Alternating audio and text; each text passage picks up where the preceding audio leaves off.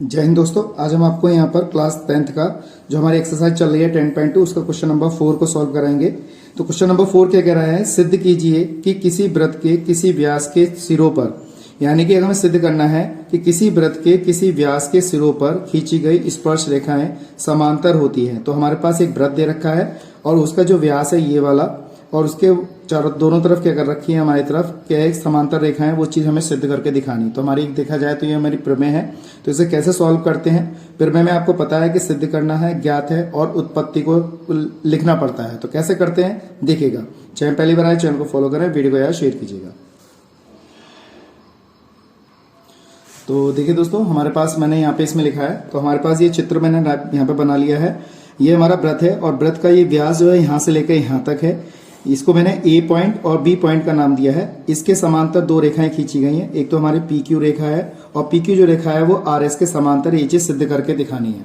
तो यहाँ पर ये जो हमारा केंद्र बिंदु है, तो हमने यहाँ पे पहले लिख लिया है ज्ञात में, एक वृत्त का केंद्र बिंदु ओ है, यानी कि इस वृत्त का केंद्र बिंदु क्या है हमारा ओ है, जिसका व्यास ए बी है, यानी कि ए बी क्या है हमारे पास ये व्यास है। व्यास के सिरों यानी कि ए और तथा बी सिरे पर स्पर्श रेखाएं दो पी क्यू और आर एस हमारी दो स्पर्श रेखाएं हैं। और इसमें कह रहा है स्पर्श रेखा है, तो पी ए क्यू यानी कि पी ए और क्यू जो है हमारी स्पर्श रेखा है ए बिंदु पर, ऐसी आर बी एस ये क्या है स्पर्श रेखा है। तो वो कह रहा है सिद्ध करिए कि ये दोनों रेखाएं एक दूसरे के क्या है समांतर, यानी कि पी क्यू रेखा समांतर किसके है, आर एस का समांतर है। तो ये चीज है। तो मैंने इसको पहले ही यहाँ पे लिख लिया है, उससे क्या कहते हैं सिद्ध करने के लिए। अब हम बात करते हैं यहाँ पे उत्पत्ति की। तो उत्पत्ति में हमें ये रेखा सिद्ध करनी है कि ये समांतर है। तो हमें सबसे पहले इन कोणों के बारे में पता होना चाहिए, ठीक है दोस्तों। तो ये बात आपको ध्यान में रखनी है। तो इसके बारे में यहाँ पे बताता हूँ। तो यहाँ पे मैं लिखना स्टार्ट करता हूँ और यहाँ पे आपको बताता हुआ चलता हूँ, ठीक है।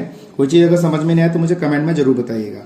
अब सबसे पहले अगर हम बात करें तो अगर ओ ए जो लंब है वो किस पर रेखा पे हमारे पास लंब है, एक पी क्यू पर लंब है।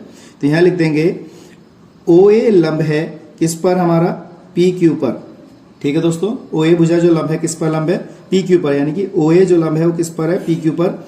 इसी प्रकार से अगर ओ बी रेखा देखी जाए तो यहाँ पर हमारी ओ बी रेखा है वो भी लंब है किस पर लंब है, ओ बी रेखा जो लंब है वो किस पर है, आर एस पर। यहाँ पे लिख देंगे आर एस पर लंब है, ठीक है। अब बात आ गई, समझ में आ गई होगी। तो लंब है तो इसका मतलब है तो ये 90 डिग्री का कोण बना रहा है और ये भी 90 डिग्री का कोण बना रहा है इस वाले आधार से। तो अगर हम देखें तो ये वाला जो कोण है ये वाला और इस वाले कोण के, यानी कि अगर देखे जाए तो एकांतर कोण है। ये वाला 90 डिग्री का कोण है हमारे पास और ये वाला भी 90 डिग्री का, तो एकांतर कोण है। तो यहाँ पे लिख देंगे हम एंगल ओ ए पी बराबर है एंगल, मैंने लिखा एंगल ओ ए पी, देखिएगा ओ ए पी बराबर किसके हो जाएगा, ओ बी एस के, क्योंकि ये कोण और ये कोण कैसा होगा, एकांतर कोण होगा। यहाँ पे लिख देंगे ओ बी एस, तो यहाँ पे लिख देंगे एकांतर कोण है, ठीक है दोस्तों। कैसे लिख देंगे, एकांतर कोण है, और लिखना चाहे लिख सकते हैं 90 डिग्री के कोण है, ठीक है। बिल्कुल सेम इसी तरीके से तो ये वाला कोण भी हमारे पास क्या होगा, वो इसके बराबर होगा, ये भी तो एकांतर है। तो इसको भी यहाँ पे लिखना चाहते हैं, यहाँ पे लिख सकते हैं। तो यहाँ पे लिख देंगे एंगल ओ ए क्यू बराबर है एंगल के, देखिए मैंने ये लिखा ओ ए क्यू बराबर है एंगल के ओ बी आर के। यहाँ पे लिख देंगे एंगल ओ बी आर के, ये भी हमारे पास क्या है 90 डिग्री का है। और ये भी कोण कैसे है हमारे, एकांतर कोण है। कैसे कोण है दोस्तों, एकांतर कोण है। तो यहाँ पे लिख दिया हमने। जब एकांतर कोण है तो इसका मतलब क्या है, हमारे पास जो भी कोण होंगे वो 90 डिग्री के तो होंगे ही होंगे, ठीक है दोस्तों। अगर हम बात करें इसकी, जैसे हमारे पास ये रिजल्ट निकल के आया है, तो हम बात करेंगे तो जैसे पी ए ओ मैंने 90 डिग्री का लिखा, तो इसके मैं लिख सकता हूँ पी ए बी, ये भी 90 डिग्री का होगा। तो इसको भी मैं लिखना चाहूँ तो और बढ़ा सकते हैं यहाँ। तो यहाँ पे लिख देंगे एंगल पी ए बी बराबर 90 डिग्री। और इसी प्रकार से इसलिए लिख सकते हैं angle A B S, A B S भी जो होगा हमारे पास कौन सा, ए बी एस, ये भी हमारा क्या होगा 90 डिग्री का होगा, जैसे हमने यहाँ पे लिखा है। आप इस पे भी लिख सकते हैं कि एकांतर कोण है, ठीक है दोस्तों। तो ज्यादा कंफ्यूजन होने की जरूरत नहीं है। अगर हमें ये कंफर्म हो गया कि भाई एकांतर कोण है, इसका मतलब है ये वाले जो रेखा है, ये वाला हमारे पास कोण क्या हो गया, देखिए स्पर्श रेखा बन रही है, तो ये 90 प्लस ये 90 एक सरल रेखा पे बनने वाला कोण 180 डिग्री का हो गया।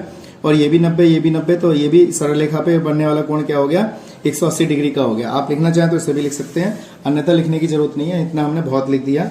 तो अगर आप इसमें आपको क्या करना है, थोड़ा बहुत लिखना चाहें तो थोड़ा सा लैंग्वेज में आप लिख सकते हैं। क्या लिखेंगे, यहाँ लिखेंगे एंगल PAB, ठीक है दोस्तों, तथा एंगल ABS रिजु रेखा पे, ऐसे लिखेंगे रिजु रेखाओं PQ तथा RS, यहाँ पे लिखेंगे RS को यहाँ लिखेंगे तिर्यक रेखा AB के द्वारा काटने से बने कोण कैसे हैं, एकांतर हैं। कैसे हैं, एकांतर कोण हैं, ऐसे लिख दिया मैंने यहाँ पर, एकांतर कोण है। ठीक है दोस्तों, तो अतः हम यहाँ पे लिख सकते हैं अतः PQ समांतर किसके है हमारे पास, RS के। तो यही चीज हमें क्या करनी थी, यहाँ पर सिद्ध करनी थी।